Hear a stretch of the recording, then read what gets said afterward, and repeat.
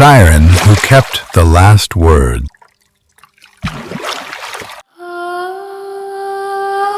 People say sirens are monsters. They say sirens sing to lure sailors to their deaths, that their voices are weapons, that their beauty is a trap. But people were wrong about why they sang. Long ago, sirens could use their voices for destruction, to drown, to kill.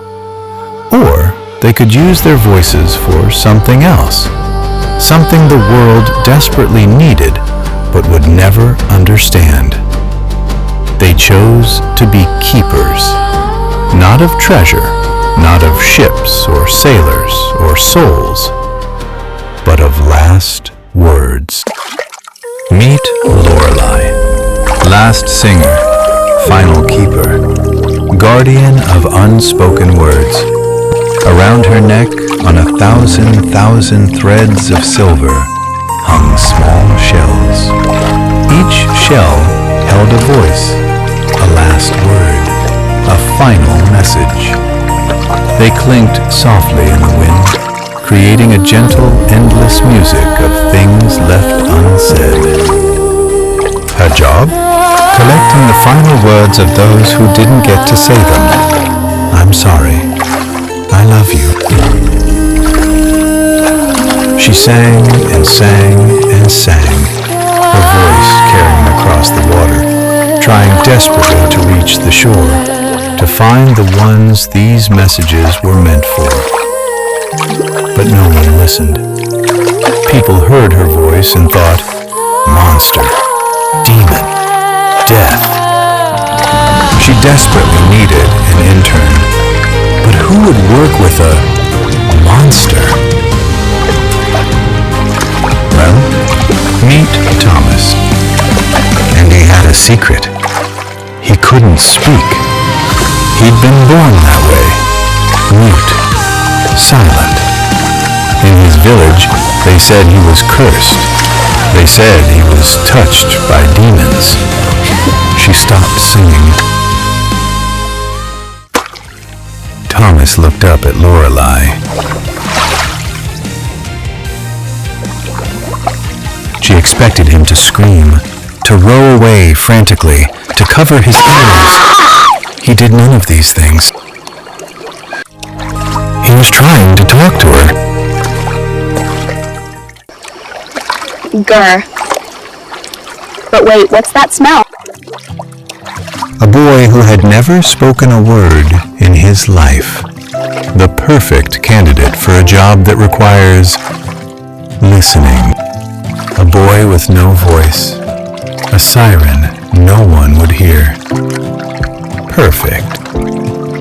Lorelei told him about being a keeper of last words, about hearing the dying speak their final messages, about collecting their words, singing them, trying desperately to deliver them to the ones left behind.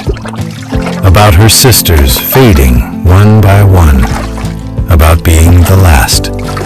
About failing day after day to make anyone listen.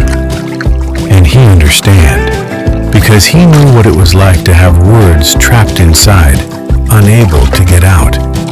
He knew what it was like to have something desperately important to say, and no way to say it. He knew the loneliness of being unheard. He made a gesture. Can I help? But you can't speak, she said softly. He picked up the driftwood, wrote, I can write. They became the strangest pair on the Rhine. Lorelei was the voice. Thomas was the hands. Together, they opened a delivery service for things stuck between worlds. Not every message was poetic. Some were confessions. Some were complaints. But Thomas delivered every single one. And for the first time in 1,000 years, Lorelei wasn't just collecting echoes. She was giving people peace. It seemed like it would always be like this. But the river is a jealous thing, and storms don't care about friendship. It struck without warning, a fury of wind and rain and lightning that turned the river into a thrashing monster, waves like mountains, current like a mill race. That night, Lorelei had to choose, save herself or save the words. She knew sirens do not die, but forgotten words vanish forever. Listen to me. This is what I was meant for. Keeping these words safe, making sure they reach home. You've given me more than you know. You've given me friendship, purpose, joy. I'm a siren, Thomas. We don't die easily. I'll survive. But if you drown, these messages drown with you. Promise me. Promise me you'll deliver them. Promise me you won't let them be lost. Lorelei! He tried to cry.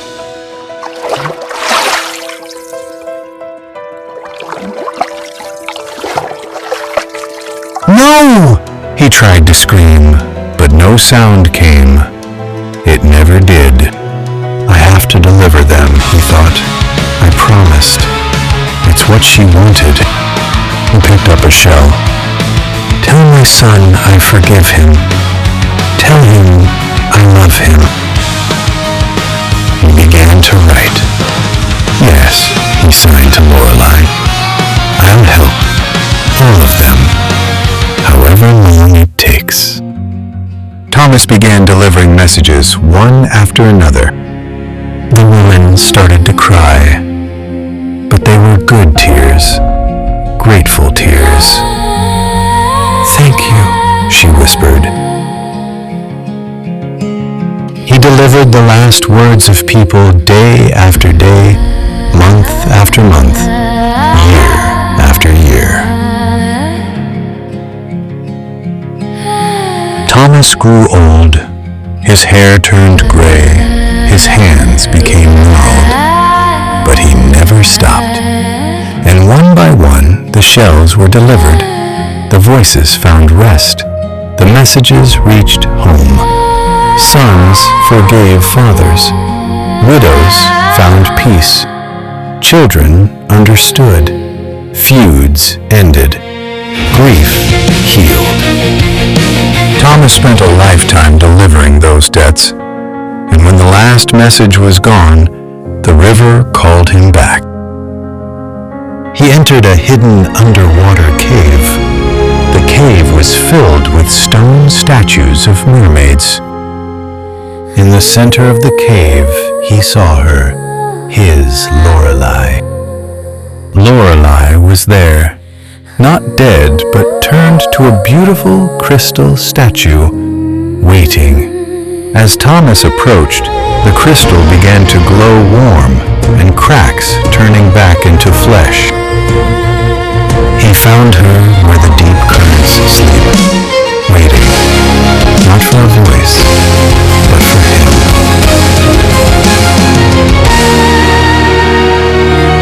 There's one message left, she said softly.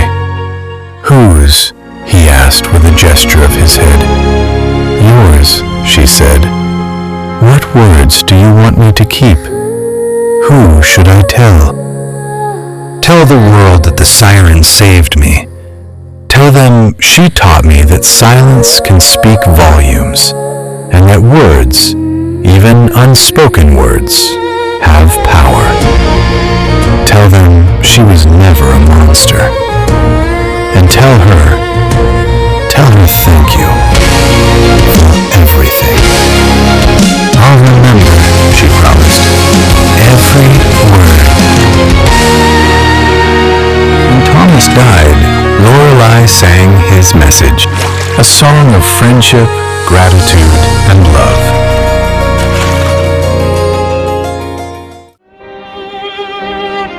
Lorelei's and Thomas' message to you.